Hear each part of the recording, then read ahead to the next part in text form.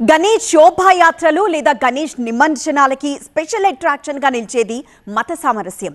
Yes, ప్రతి మతంలోని వాళ్ళు ఈ శోభాయాత్రలు లేదా నిమజ్జనాల్లో పాల్గొంటూ ఉంటారు. ముఖ్యంగా ఓల్డ్ సిటీలో ఇలాంటి దృశ్యాలు కనిపిస్తాయి. మరొకసారి చార్మినార్ కి వెళ్దాం. చార్మినార్ దగ్గర శోభాయాత్రలు ఎలా కొనసాగుతున్నాయో మా ప్రతినిధి ప్రభాకర్ అందిస్తారు. ప్రభాకర్, శోభాయాత్రకు ఎలాంటి ఏర్పాట్లు చేశారు? మరోవైపు శోభాయాత్రకి సంబంధించిన ఆంక్షలేమన్నా ఇంకా అక్కడ కొనసాగుతున్నాయా? ఎవ్రీ టైమ్ శోభాయాత్రలో స్పెషల్ అట్రాక్షన్గా నిలిచేది ఓల్డ్ సిటీ చార్మినార్. చార్మినార్కి సంబంధించి ప్రతిసారి కూడా ఒక రకమైన వైబ్ ఉంటుంది.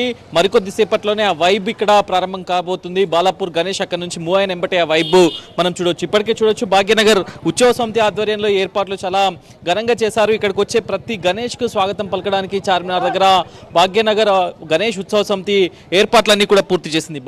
బాలాపూర్ లడ్డు వేలంపాట పూర్తి కాగానే ఆ గణేష్లన్నీ ఇక్కడికి రాబోతున్నాయి. దాదాపు 11-12 అర్ధరాత్రి వరకు ఈ శోభాయాత్ర కొనసాగబోతుంది. ఇక పోలీస్ బందోబస్తుకు సంబంధించి ఇది ఒక హైపర్ సెన్సిటివ్ జోన్లో ఉంటుంది కాబట్టి ఎవ్రీ టైం ఎక్కువ ఫోర్సెస్ని ఇక్కడ డిప్లాయ్ చేస్తారు. స్టేట్ ఫోర్సెస్తో పాటుగా సెంట్రల్ ఫోర్సెస్ అయిన సిఆర్పిఎఫ్, ర్యాపిడ్ యాక్షన్ ఫోర్స్, అట్లాగే మిగతా బలగాలు అన్ని కూడా ఇక్కడ డిప్లాయ్ చేసి ఉన్నారు. ఇప్పటికే చార్మినార్ని హైపర్ సెన్సిటివ్ జోన్లో చూస్తారు ఎప్పుడైనా కూడా శోభాయాత్రలో.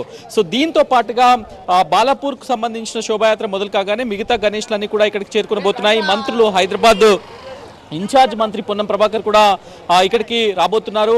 ఇక్కడ శోభాయాత్రను పర్యవేక్షించబోతున్నారు. చార్మినార్ చుట్టుపక్కల ఉన్న గణేష్ మండపాలను కూడా సందర్శించబోతున్నారు. సో మొత్తానికైతే అటు 1,20,000 గణేష్ ఐడల్స్ని మొత్తం ఇమర్షన్ చేయాల్సి ఉంది, నిమజ్జనం చేయాల్సి ఉన్న నేపథ్యంలో పోలీస్ శాఖతో పాటుగా ప్రభుత్వం కూడా పూర్తి స్థాయిలో ఏర్పాటు చేసింది. 12:30కు CM Revanth Reddy tank bund పైన ఎన్టీఆర్ మార్గ్లో ఉన్న నిమజ్జన ఏర్పాట్లను పర్యవేక్షిస్తారు. చాలా చోట్ల కూడా తిరిగే అవకాశం కనిపిస్తుంది.